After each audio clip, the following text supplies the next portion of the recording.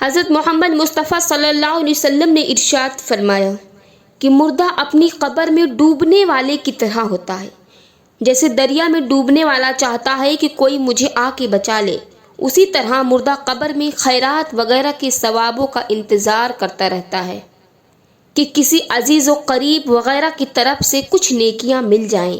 جب کوئی خیرات وغیرہ کا ثواب پہنچاتا ہے تو وہ تحفہ مرنے والے کو تمام دنیا کی تمام چیزوں سے زیادہ پیارا ہوتا ہے، اور اللہ تعالیٰ لوگوں کی خیرات اور دعا کی برکت سے مرنے والوں کو پہاڑوں کے برابر ثواب دیتا ہے۔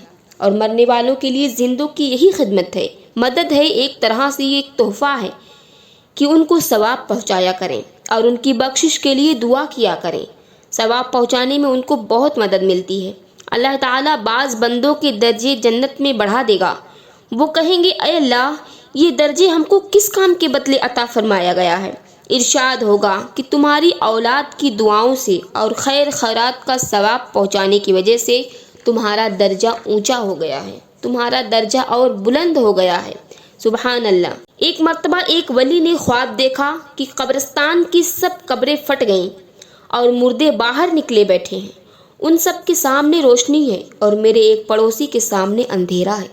میں نے اس سے پوچھا کہ تیرے سامنے روشنی کیوں نہیں؟ اس نے کہا کہ ان لوگوں کی اولاد اور عزیز و اقارب ان کو خیرات دیتے ہیں، ان کو خیرات وغیرہ سے ثواب پہنچاتے رہتے ہیں، اور خدا ان کی بخشش کر دیتا ہے ان دعاؤں کی وجہ سے، اس لیے ان کے سامنے روشنی ہے۔ اور میرا ایک بیٹا ہے، وہ مجھ کو کوئی ثواب نہیں پہنچاتا، اس لیے میں اس اندھیرے میں رہتا ہوں۔ بس میری آنکھ کھل گئی۔ صبح کو میں نے ان کے بیٹے سے خواب بیان کر دیا۔ اس نے برے کاموں سے توبہ کی اور اپنے باپ کو ثواب پہنچانے کا وعدہ کیا۔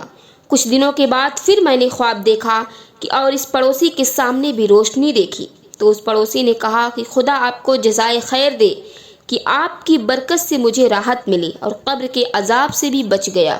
اب میرا بیٹا میرے لیے بہت دعائیں کرتا ہے اور خیر خیرات کا ثواب بھی پہنچاتا رہتا ہے۔ الحمدللہ۔ رسول اللہ صلی اللہ علیہ وسلم نے فرمایا کہ جو شخص قبروں پر گزرے اور سورہ فاتحہ 1 بار اور سورہ اخلاص 11 بار پڑھ کر مردوں کو بخشے تو ان کی گنتی کے برابر بخشنے والے کو بھی ثواب ملے گا، اور جو شخص سورہ یاسین پڑھے اور مردوں کو ثواب پہنچائے تو اللہ تعالیٰ سورہ یاسین کی برکت سے مردوں کے عذاب میں کمی کر دیتا ہے، اور پڑھنے والے کو ان مردوں کی گنتی کے برابر ثواب ملتا ہے۔ سبحان اللہ۔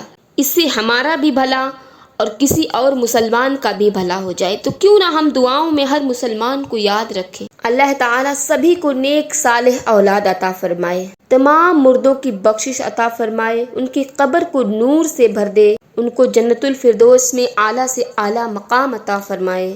آمین ثم آمین۔ دوستو، ایک بار ہاتھ اٹھا کر تمام دنیا کے تمام مسلمانوں کے لیے دعائے خیر ضرور کیجیے۔